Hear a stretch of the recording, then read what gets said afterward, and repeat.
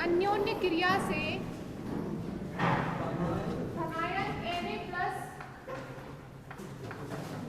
और अन्य आयनों के द्वारा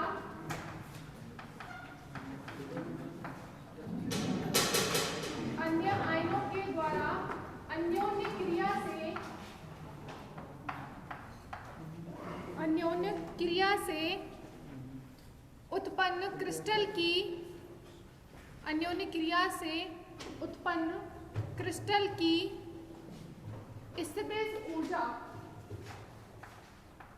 उत्पन्न क्रिस्टल की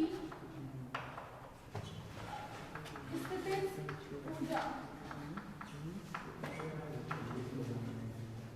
U equals to U1 plus U2 plus U3 so on. तो U1 का वैल्यू कितना आया था माइनस के ई स्क्वायर अपॉन ए, ठीक है।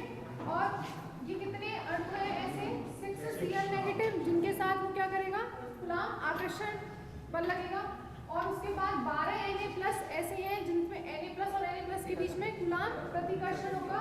तो इसका आया था के ई स्क्वायर अपॉन कितनी दूरी पर है a√2 दूरी पर और कितनी है 12, ठीक है। इसी तरीके से आगे लिख सकते हैं आप माइनस के E square upon a√3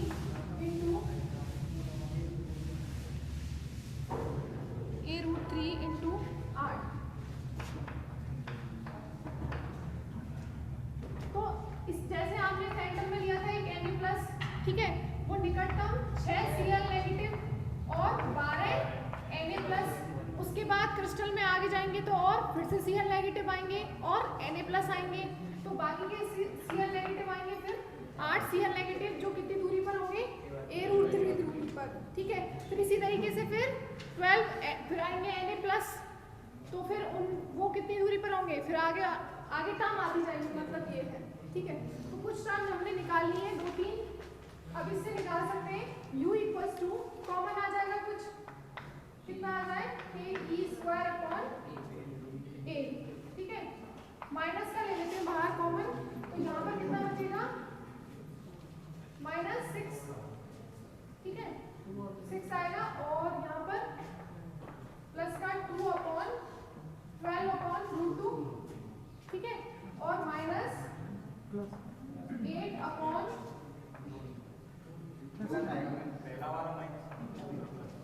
minus का लिया है ना कॉमन, माइनस आएगा और यहाँ पर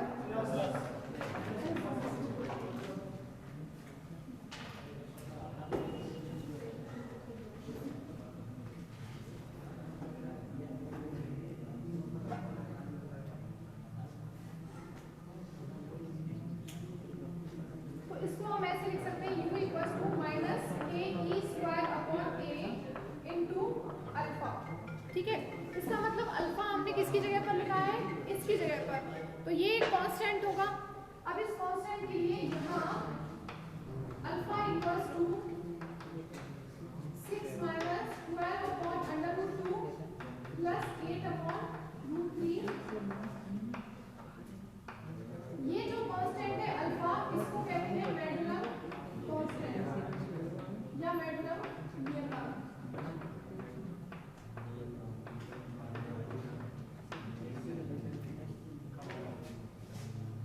एक कांस्टेंट ही है जो हर एक क्रिस्टल के लिए इसकी वैल्यू अलग अलग होती है।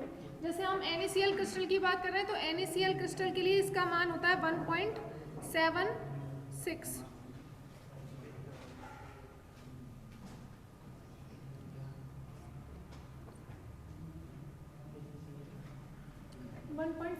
के आसपास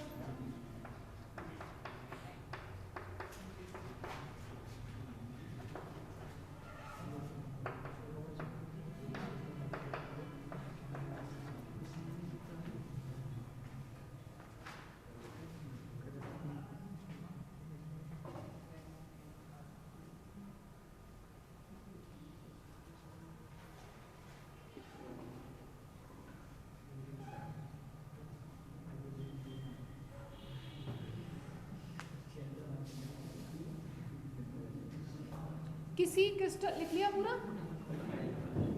किसी क्रिस्टल विशेष के लिए अल्फा का मान अचर होता है। किसी क्रिस्टल विशेष के लिए अल्फा का मान अचर होता है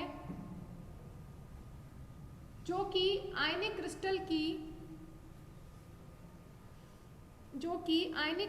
की ज्यामिति पर निर्भर करता है। जो कि आयनिक क्रिस्टल की ज्यामिति पर निर्भर करता है।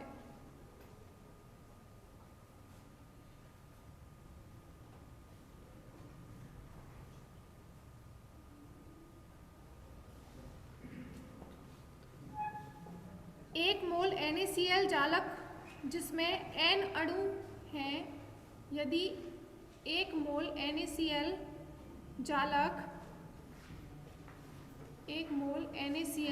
जालक जिसमें कैपिटल N अणु हैं,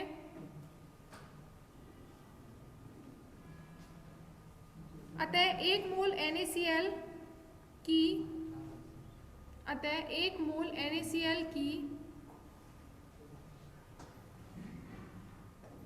कूलाम स्थितिज ऊर्जा, एक मोल NaCl की कूलाम स्थितिज ऊर्जा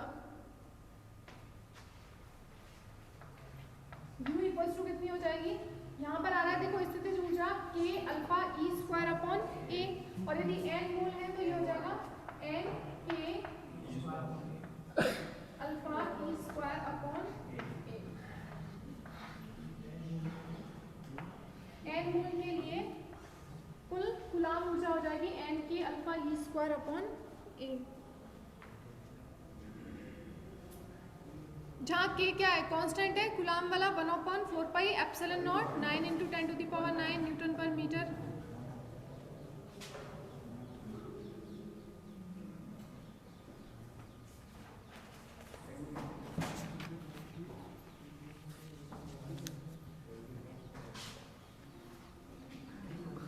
तो इसको इक्वेशन नंबर 1 दे देना आप, ठीक है? इक्वेशन नंबर 1 जो लास्ट में आई है ना, उसको इक्वेशन नंबर 1।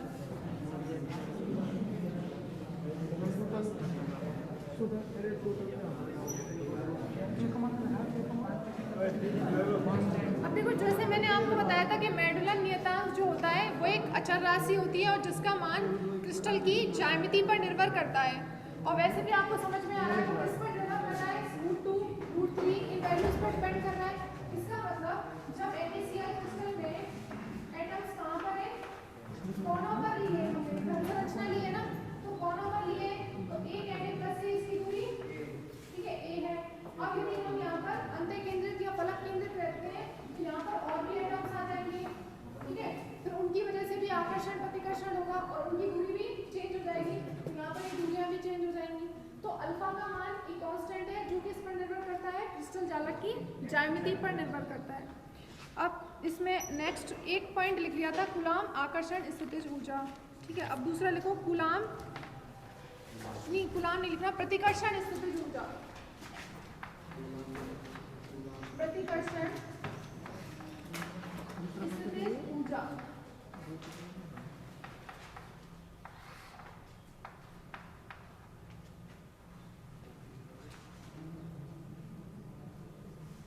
अब देखो जो आयनिक क्रिस्टल हैं उनमें आपने कूलाम आकर्षण और कूलाम प्रतिकर्षण दोनों चीजें पढ़ ली। कूलाम आकर्षण प्रतिकर्षण तो हमें सिर्फ इससे मिल रहा है, जैसे एग्जांपल के लिए हमने NaCl लिया हुआ है, Na+ और Cl नेगेटिव में तो कूलाम आकर्षण बल लगेगा, Na+ और Na+ में कूलाम प्रतिकर्षण लगेगा।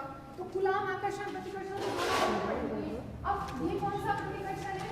ये प्रतिकर्षण कौन सी की बात कर रहे हैं कि जैसे देखो एक Na+ और एक Cl नेगेटिव, ठीक है, दोनों इनके बीच की दूरी कितनी हो सकती है? मैक्सिमम इनके बीच की दूरी कितनी हो सकती है? यहाँ पर जैसे ये Na+ है और ये नेगेटिव Cl नेगेटिव, ठीक है, इसकी दूरी ये R है और ये R है, A = 2R, ठीक है। तो यहाँ पर ये दोनों के बीच में आकर्षण बल लग रहा है। अब आकर्षण बल लगने का मतलब ये नहीं है कि आकर्षण बल द्वारा बंधे हुए हैं दोनों, बट इनके बीच की दूरी इतनी नहीं हो सकती कि ये इस तरीके से आ जाए। क्रिस्टल में यदि इन Na+ और Cl नेगेटिव के बीच में आकर्षण बल लगता है, ये हमें पता है, आकर्षण बल लगने के साथ साथ इनके बीच में प्रतिकर्षण बल भी लगता है, तभी ये इतनी दूरी पर स्थित है। ठीक है, प्रतिकर्षण बल क्यों लग रहा है? जैसे मान लीजिए इसका यहाँ पर इलेक्ट्रॉन होगा, क्योंकि इसका नाभिक है Na+ का और ये Cl नेगेटिव का नाभिक है। यदि इनके इलेक्ट्रॉन वेव, जैसे हम बोले ये वाला पार्ट, यदि एक दूसरे में इस तरीके से हो, ठीक है, तो यहाँ पर इसका नाभिक और इसका नाभिक ये दोनों पास पास आएंगे और उनके बीच में प्रतिकर्षण बल लगेगा। ठीक है, तो ये स्थिति जो होती है ना, वो साम्यावस्था की स्थिति है। ये वाली स्थिति साम्यावस्था की स्थिति है कि इनमें कूलाम आकर्षण बल भी लग रहा है, साथ में कूलाम प्रतिकर्षण बल भी लग रहा है, तभी ये इतनी दूरी पर स्थित है। यदि इनके बीच में पूरी तरीके से आकर्षण बल लगा होता तो ये स्थिति बन जाती, पूरी तरीके से आकर्षण बल होता तो ये स्थिति बनती ना। अब इस स्थिति में ये दोनों साम्यावस्था की स्थिति में है, आकर्षण बल और प्रतिकर्षण बल दोनों इसकी साम्यावस्था पर है। आकर्षण भी लग रहा है, साथ में इनके इलेक्ट्रॉन के जो इनके दोनों के नाभिक है उनके बीच में प्रतिकर्षण बल भी लग रहा है। तो ये लिखो आप इसमें, यदि आयनों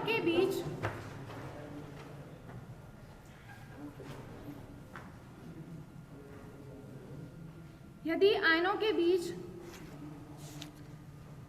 केवल आकर्षण बल लगता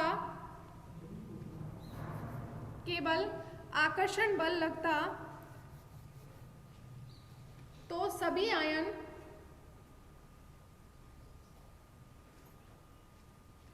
आयन आकर्षण बल द्वारा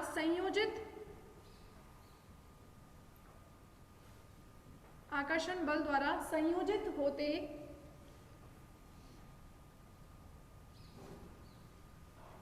परंतु साम्यावस्था में इनके बीच कुछ दूरी होती है।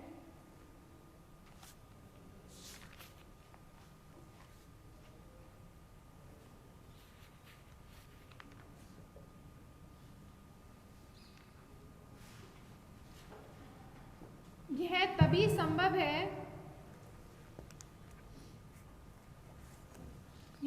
संभव है जब आयनों के बीच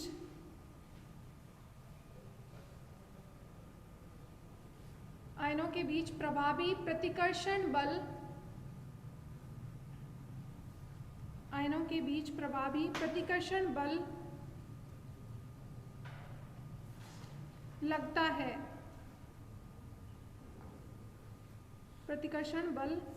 है।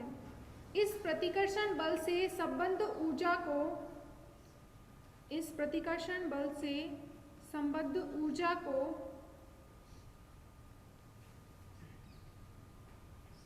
प्रतिकर्षण स्थितिज ऊर्जा कहते हैं।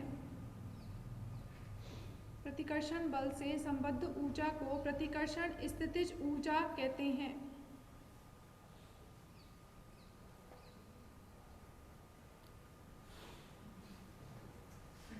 जिसका मान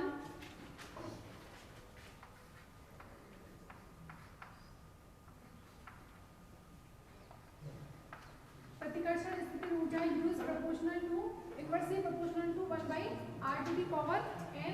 या फिर लिख सकते हैं U equals to B/r⁴n, जहाँ पर n को बोलते हैं प्रतिकर्षी घातांक, कांस्टेंट है ये प्रतिकर्षी घातांक। U is proportional to 1/r⁴n is equal to B/r⁴n।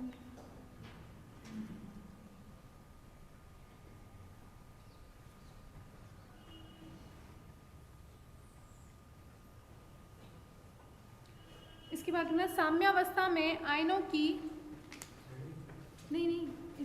साम्यावस्था में आयनों की न्यूनतम स्थितिज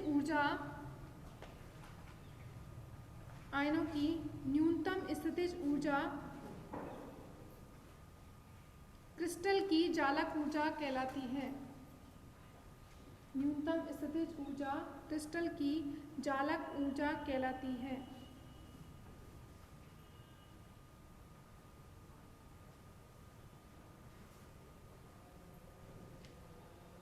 अतः आयनिक क्रिस्टल की कुल स्थितिज ऊर्जा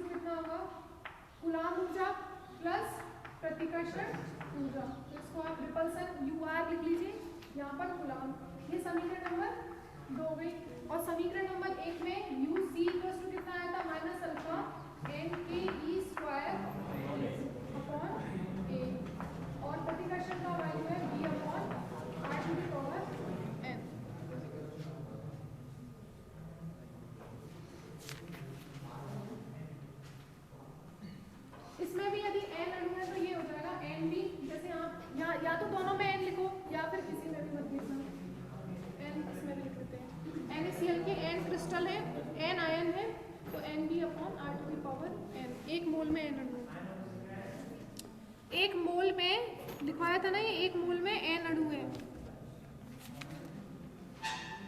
कंपल्सरी नहीं है ना लिखना।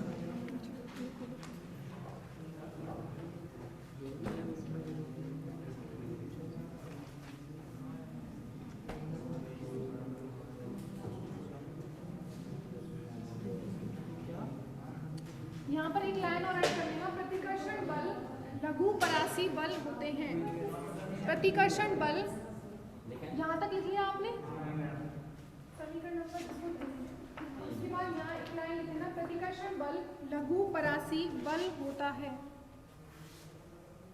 लघु परासी बल होता है। लघु परासी क्यों बोल रहे हैं? क्योंकि देखो प्रतिकर्षण तब लगेगा जब इनकी मध्य दूरी a से कम होगी, a से भी कम होगी दूरी, तभी तो प्रतिकर्षण बल लगेगा। तो प्रतिकर्षण बल लघु परासी बल होते हैं।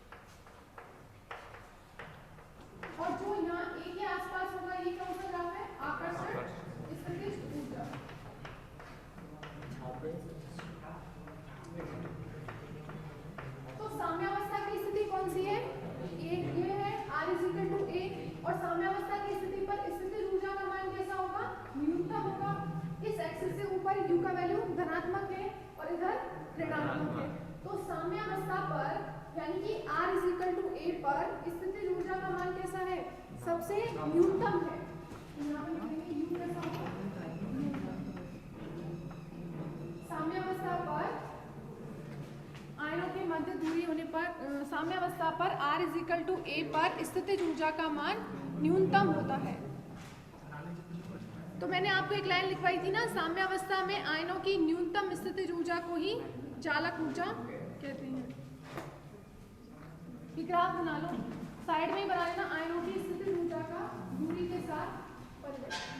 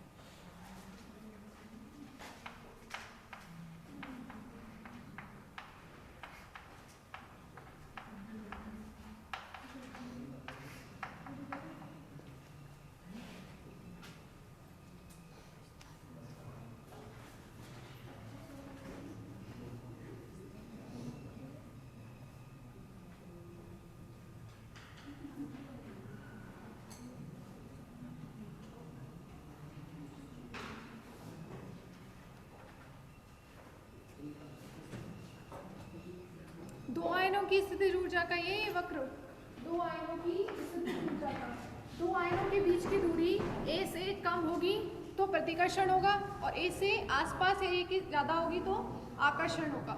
समझ में आ रही है ना ये बात? ग्राफ से A से कम करेंगे तो क्या हो रहा है, प्रतिकर्षण का मान बढ़ रहा है, और A के आसपास कैसा होगा, आकर्षण। यहाँ पर फिर ज़्यादा दूरी कर देंगे तो फिर आकर्षण भी नहीं रहेगा। जब Na+ और Cl नेगेटिव के बीच में A से बहुत ज़्यादा दूरी हो जाएगी तो आकर्षण बल का मान भी तो 0 ही होगा, ठीक है। और A दूरी के आसपास रहेगा, वहां तक आकर्षण का मान होगा। लिखो, स्थायित्व प्रतिबंध। क्रिस्टल के स्थायित्व के लिए आवश्यक है, क्रिस्टल के स्थायित्व के लिए आवश्यक है कि कुल स्थितिज ऊर्जा का मान, कुल स्थितिज ऊर्जा का मान साम्यावस्था पर न्यूनतम हो। कुल स्थितिज ऊर्जा का मान साम्यावस्था पर न्यूनतम हो, ठीक है। और क्रिस्टल की कुल ऊर्जा हमने निकाली थी, कूलाम्ब ऊर्जा और प्रतिकर्षण ऊर्जा, ठीक है। कूलाम्ब ऊर्जा और प्रतिकर्षण ऊर्जा समीकरण 3 हमारी क्या है, क्रिस्टल की कुल ऊर्जा है। और कुल ऊर्जा का मान साम्यावस्था पर कैसा होना चाहिए, न्यूनतम। और साम्यावस्था की स्थिति कौन सी है, R=A। उस पर U का वैल्यू कितना होना चाहिए, न्यूनतम। इसका मतलब जब U का वैल्यू न्यूनतम हो रहा है, इसका मतलब फर्स्ट डेरिवेटिव कैसा होगा, 0 के बराबर। तो du/dr at r=A should be equals to 0। साम्यावस्था पर न्यूनतम होना चाहिए। साम्यावस्था की स्थिति है R=A, जिस पर स्थितिज ऊर्जा का मान न्यूनतम होने का मतलब हो गया कि उसका फर्स्ट डेरिवेटिव 0 के बराबर हो। तो du/dr at r=A 0। तो समीकरण 3 का अवकलन करने पर, अब इस समीकरण 3 का अवकलन करेंगे तो कितना आएगा, r के रेस्पेक्ट में करना है।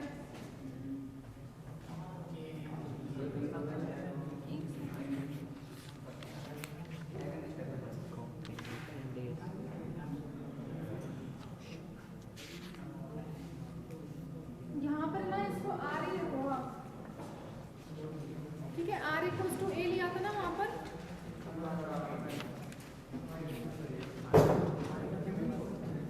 उसको आप R ही रखो।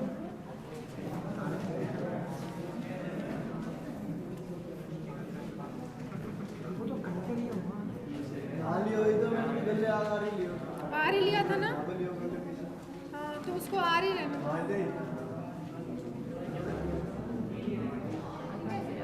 इसका अवकलन करने पर क्या आएगा, इसका R के रेस्पेक्ट में अवकलन करना है, ठीक है। तो बाकी सभी क्या होंगे, कांस्टेंट होंगे, -α n k e², और 1/r का कितना हो जाएगा, -1/r² plus n b 1/r⁴n है, ठीक है। अब ये कितना हो जाएगा, r⁻n, और -n का कितना होता है, -n⁻n-1, ठीक है। n भी तो कांस्टेंट होगा, r⁻n, और -n का डेरिवेटिव क्या होता है, n⁻n-1, यानी कि -n r⁻n-1 इक्वल्स टू कितना होगा, ठीक है। अब देखो यहाँ से ये दोनों क्या हो जाएंगे, प्लस हो जाएंगे, α n k e² और ये है यहाँ पर माइनस का, ये दोनों तो माइनस माइनस प्लस हो जाएंगे, और ये रहेगा माइनस का, उसको इधर ले जाते हैं तो इक्वल टू कितना हो जाएगा, n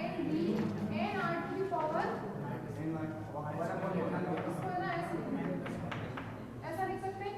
अब यहाँ से b का वैल्यू कितना आएगा, कांस्टेंट b का वैल्यू कितना आएगा, कैपिटल N से तो n कैंसिल ही हो जाएगा यहाँ पर, α k e² upon r² n r⁻n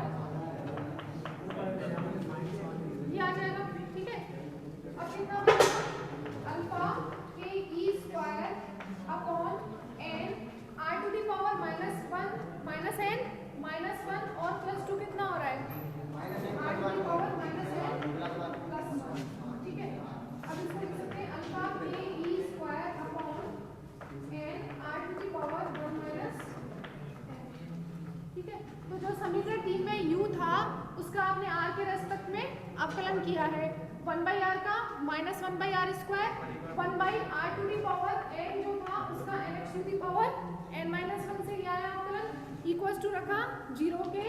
अब माइनस और माइनस हो गए यहाँ पर प्लस, तो अल्फा एन के स्क्वायर अपॉन आर स्क्वायर। अब ये जो माइनस का है उसको हम इधर ले गए तो इक्वल्स टू हो जाएगा n b n r to the power minus n+1, n से n कैंसिल।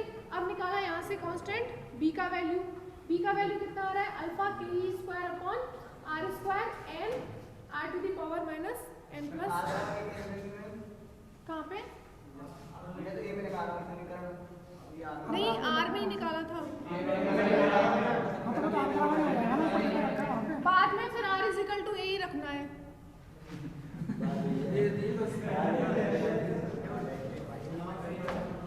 लिख लिया आपने?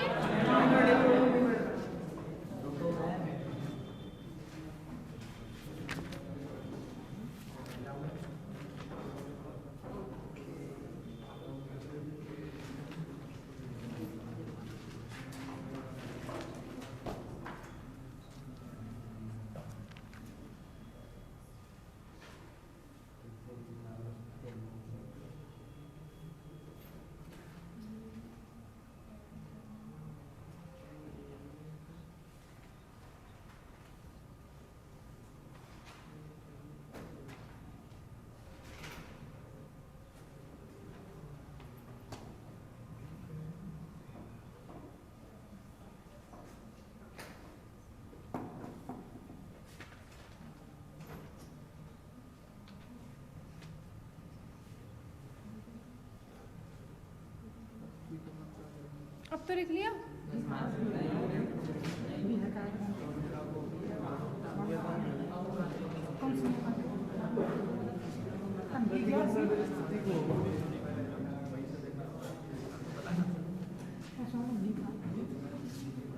तो r is equal to a पर अब ये जो b का मान है ना इसको समीकरण नंबर 4 लिखते हैं। समीकरण 4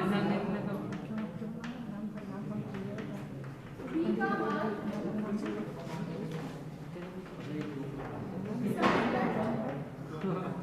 तीन में रखने पर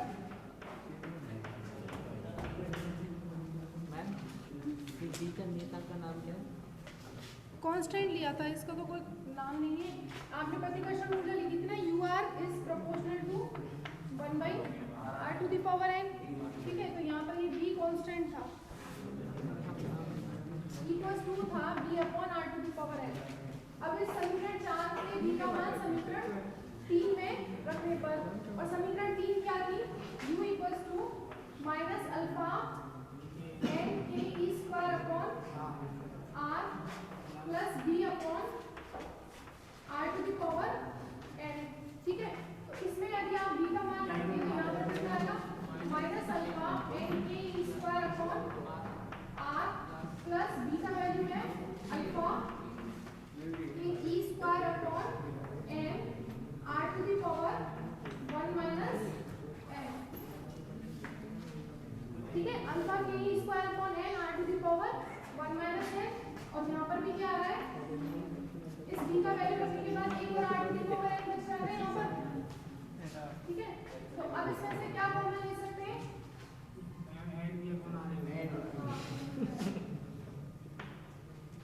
अब यहाँ पर कॉमन आ रहा है n अल्फा के स्क्वायर और r भी कॉमन आ जाएगा, है ना। चलो ऐसे लिख लो यहाँ पर, यदि आप ये कॉमन लेते हैं n अल्फा के e स्क्वायर, तो यहाँ पर कितना बचेगा 1/r, ठीक है।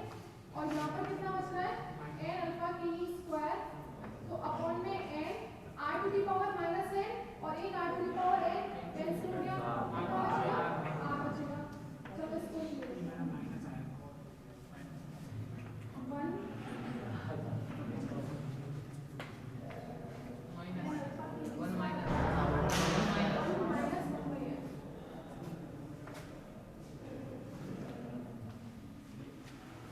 अब इसमें भी क्या रखना है